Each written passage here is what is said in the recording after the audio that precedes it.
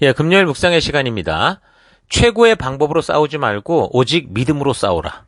최고의 방법으로 싸우지 말고 오직 믿음으로 싸우라. 이런 제목으로 또 이번 주간 마지막 묵상 나누겠습니다. 자, 우리는 지난 주간 여호수아와 이스라엘 백성들의 그 가나안 정복 전쟁을 통해서 대충 순종이 어떤 것인지를 우리가 살폈는데, 이번 주간 그런 대충 순종의 결과 결국 삶이 어떻게 꼬여서 자신들의 이 현실을 망치고 있는가라는 것을 우리가 보았습니다. 그래서 그렇게 대충 순종의 결과로 꼬여진 이 삶을 결국 그냥 그렇게 고통 속에 살아가야 되느냐, 아니면 어떻게 이걸 다시 회복할 수 있느냐라는 거에 대해서 이 다윗과 관련된 역사를 통해 그 방법들을 우리가 되돌아보았는데, 우리가 순종의 자리에 설 때 사실 그때는 위협과 어려움과 때로 실패가 있을 수 있어도 하나님의 말씀 그대로 약속을 믿고 행하는 것만이 결국 유일한 회복의 방법이다라는 것을 우리가 분명히 확인해 보았습니다. 그러니까 하나님의 말씀의 창을 통해 모든 현상을 보고 실패 앞에서도 오직 하나님의 이 약속을 믿고 그 말씀대로 행하는 것이 진정한 회복의 시작이다라는 이런 것이 지혜인 것을 우리가 살폈죠. 현재 우리가 이제 시티교회를 또 새로운 시티교회를 속에서 우리가 새로운 또 한 해를 시작하게 되는데, 또 여전히 변함없는 하나님이 우리를 처음 부르신 그 사명, 셀 사명을 감당하면서 이 셀이라는 이 교회적 진정한 사명, 하나님이 이걸 하라고 했다라는 확신이 있기 때문에, 다시 말하면 어떻게 보면 이거 하나님이 하라고 한 거야, 하나님이 주신 거야, 하나님의 임재를 상징하는 법궤와 같은 거야, 이런 식으로 우리가 마치 이 셀이라는 사명, 이 방법을 어떤 대단한 무기와 법궤를 가진 것처럼 그렇게 착각하는 거, 이거를 좀 버려야 된다라는 겁니다. 그러니까 어떤 유용한 방법이 승리를 주는 게 아니거든요. 그러니까 승리에 어떤 방법이 있는 게 아닙니다. 이런 방법을 쓰니까 이렇게 부흥하더라, 어떤 교회가 그러고, 또 이 교회는 이렇게 하니까 되더라, 저렇게 하니까 되더라. 그렇게 보면 모든 교회들이 너무나 많고, 그렇게 많은 사람들을 모는 교회들이 뭐 교회 성장법 이래가지고 내놓는 모든 것들이 사실은 뭐가 되는 거예요? 방법이 되는 거 아닙니까? 그러면 그런 거에서 온전히 주신 하나님이 주신 사명을 바르게 모르는 그런 교회들은 이 교회 흉내내고 저 교회 흉내내고 이 교회 저 교회 흉내내다가 그러다가 모든 것을 다 잊어버리는 수가 있습니다. 물론 승리하는 교회를 우리가 여러 가지 잘 관찰할 필요는 있죠. 그러나 그들의 방법이 아니라 결국 그들의 그 이 순종 속에 있는 그들의 그 방법 속에 있는 그 순종의 원리를 우리가 볼 수 있어야 되는 겁니다. 그래서 그것이 전통이든 셀이든 구역이든 뭐 목장이든, 원리는 결국 하나님 말씀 그대로 순종하는 이 순종의 원리가 바르게 적용되고 있느냐 아니냐라고 하는 것이다라는 거 우리가 잘 기억해야 됩니다. 빨리 가고 더 많은 사람들이 모일 수 있다고 해서 말씀의 원리에 따른 우리들의 이 약속이 아니라, 지금 더 좋아 보이는 지름길 같은, 빠르고 많은 것을 얻을 수 있을 것 같은 이런 길을 막 간다면, 뭐 지금은 당장 뭐 분위기가 좋아 보이고 사람이 좀 많이 모이는 것 같아 보일지도 몰라도, 여러분 결국 시간이 흐르면 부르심의 목적도 있고 결국 대충 순종의 결과로 인해서 이게 교회인지 아닌지 모르는, 결국 하나님의 이름으로 세운 교회 속에 함께하지 못하는 그런 일들이 생길 수도 있다. 잘 기억해야 됩니다. 그래서 우리는 우리의 사역과 삶의 모든 것을 오직 말씀의 창을 통해 보는 결단이 있어야 됩니다. 그러기 위해서 먼저 하나님의 말씀을 바르게 살피고 알아야 될 것이고, 그래서 하나님의 진정한 뜻, 하나님의 의도, 하나님의 진심을 알아가는 이런 태도를 가장 우선순위로 우리 교회와 셀 속에서 이것을 감당해 가야 되죠. 말씀의 창을 통해 순종의 원리를 붙들고 그렇게 살아가는 자들은 두려움이 없습니다. 두려움이 없다라는 게 뭐 아무것도 아니라는 게 아니라, 부르신 하나님의 분명한 부르심이 있고 약속이 있기 때문에, 비록 눈에 보이는 것은 여리고성같이 아주 거대한 성이고 골리앗같이 대단한 그런 어떤 무서운 적장이 있다고 하더라도 어떤 거예요? 승리할 수 있다는 확신으로 나아갈 수 있다라는 겁니다. 그래서 교회 안에서 우리가 주신 사명을 감당하기 전에 우리 교회가 추구하는 이 가치와 방법들이 지금 하나님의 말씀 그대로에서 나온 명령을 이루기 위한 성경적 가치이냐, 하나님이 우리에게 명한 그런 가치였느냐라는 것을 여러분들이 확신하는 그런 시간, 그런 이킵 타임이 돼야 됩니다. 그래서 우리가 추구하는 바가 우리 교회만의 가치가 아니라 하나님께서 주신 말씀 그대로의 약속이요 생명을 살리는 방법인 것을 확인해야 진정으로 두려움 없이 우리에게 주신 이 교회의 사명에 최선을 다할 수 있게 되는 거죠. 그렇게 된다면 우리가 하나님의 말씀의 창으로 우리의 사역의 현장을 보게 될 것이고, 그러면 그 현장 속에 수많은 골리앗과 같은 문제와 위기와 어려움이 다가와도 능히 이길 수 있는 확신이 있고, 그래서 다윗과 같은 믿음의 행동들을 통해 그 순종을 통해서 패배와 실망과 할 수 없다는 식의 분위기를 완전히 깨뜨려버리고 어떤 상황 속에서 우리는 할 수 있다.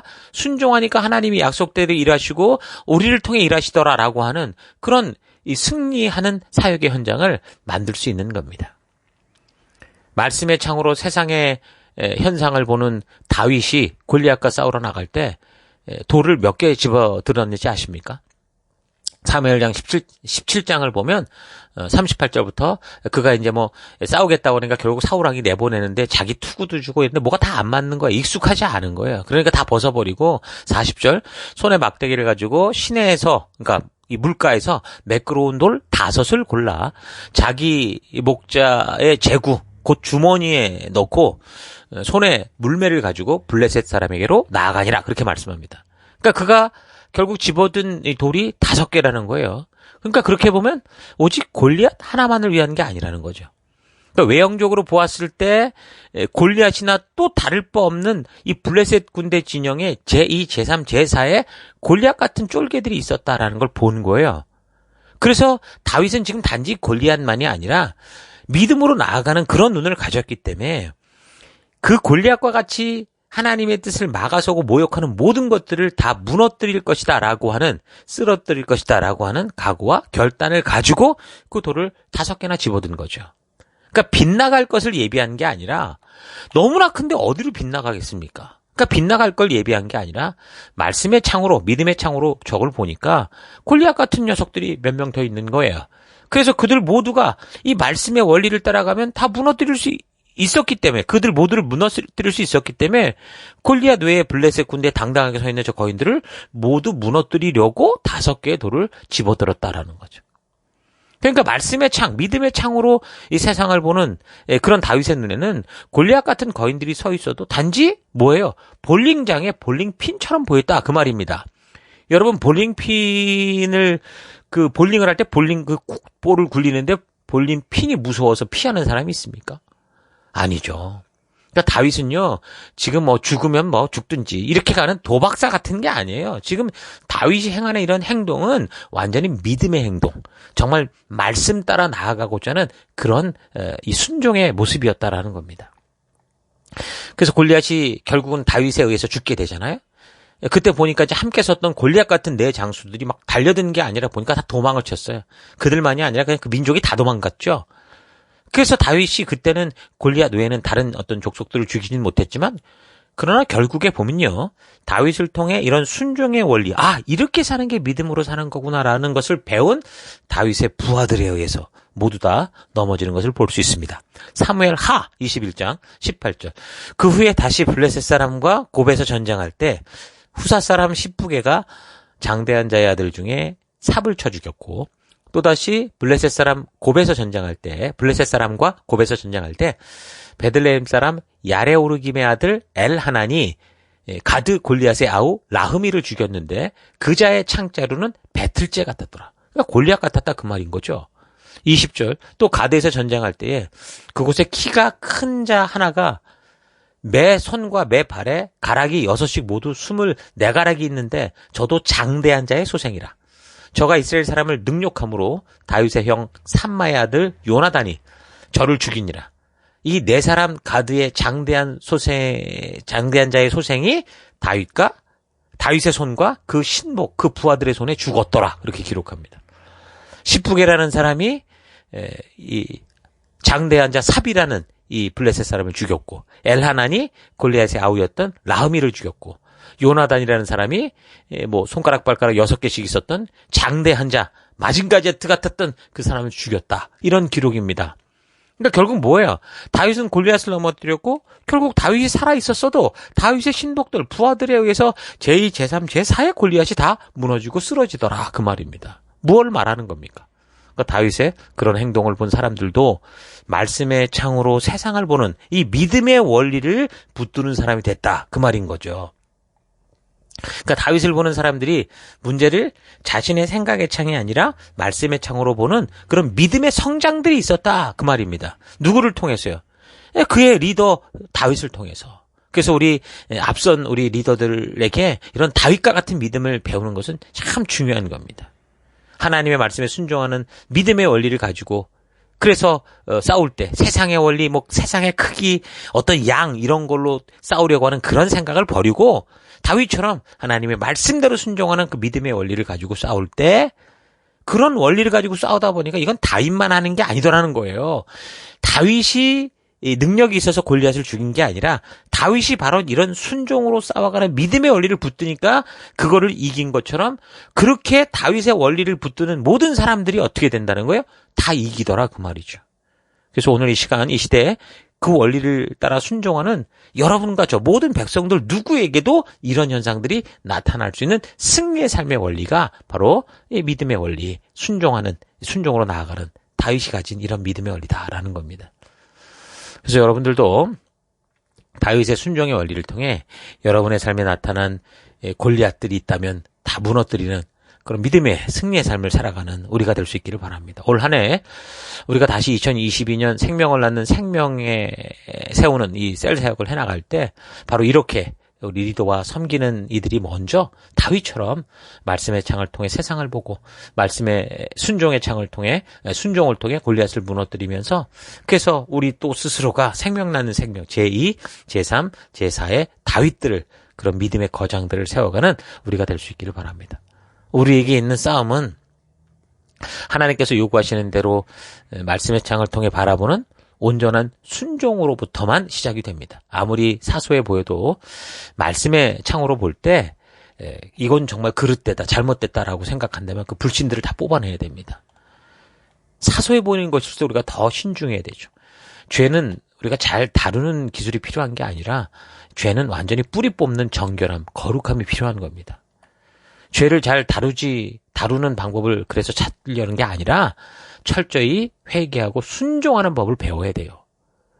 그래서 즉각적으로 말씀대로 순종하는 그런 믿음의 삶이 있어야 그래서 말씀의 창으로 이 세상을 보고 그 말씀대로 나아갈 때 결국 하나님 신이 거룩한 승리의 삶을 살아갈 수 있는 거죠. 여러분, 이 한 해 그런 여러분과 제가 될 수 있기를 바랍니다. 자, 오늘 하루 나는 어떤 안목을 가지고 세상을 보고 있는지, 교회 안에서 하나님께서 명하신 사명의 현장에서 어떤 가치를 가지고 그 일을 감당하고 있는지 좀 차분히 되돌아보십시다. 진정으로 여러분들 안에 주님 말씀하시면 내가 나아가리다. 주님 뜻이 아니면 내가 멈춰서리다 라고 하는 그런 고백과 결단과 실천이 여러분의 삶과 사역과 셀 속에 넘쳐나기를 바랍니다. 진정한 순종의 삶은 즉각적입니다. 아브라함이 이삭을 바치라 할 때 하나님께서 이삭을 바치라 할 때 즉각적으로 순종했던 것처럼 진정한 순종의 삶을 타협하지 않는 거죠. 요셉이 그 보디발의 아내가 유혹할 때 당장 그 자리를 떨치고 나와 이겨내는 것처럼 진정한 순종의 삶은 말씀대로 살 것을 미루는 게 아닙니다. 말씀의 창으로 보는 진정한 순종의 삶은 다음 기회를 기약하는 게 아니라 바로 하나님이 말씀하신 그때 그대로 말씀 그대로 순종하는 겁니다.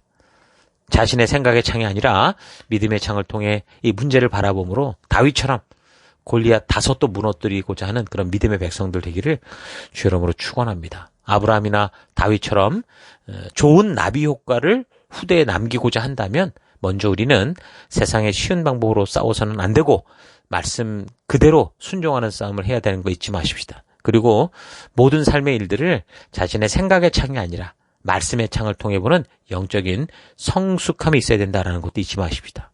혹시나 우리의 삶에서 대충 순종, 유사 순종을 통해서 지금 잘못된 열매들이 막 나타나고 있고 그래서 내 삶이 너무 메시하고 막 흐트러져 있고 막 대책이 없는 것 같아도 다윗이 그런 악순환의 고리를 결국 말씀 그대로 순종함을 통해 끊어내고 축복된 삶으로 선순환을 만들어낸 것처럼 우리도 그 말씀대로 진정으로 순종하는 그 순종으로 이겨내는 우리가 되기를 바랍니다.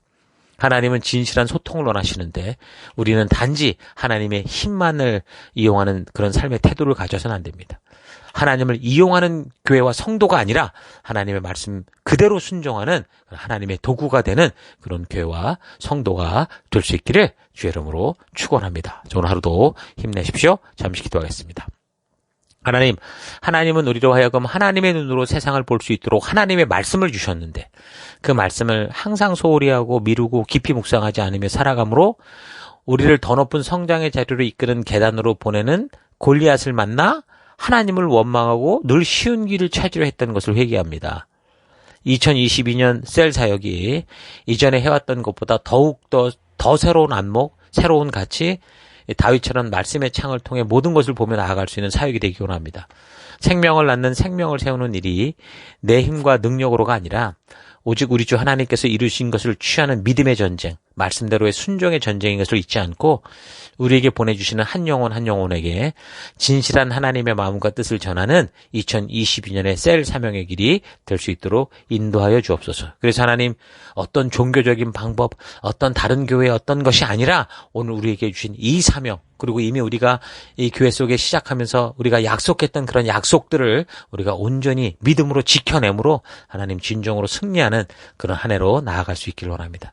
그 길로 인도하시고 이끄실 하나님 감사드리고 예수님 이름으로 기도했습니다. 아멘.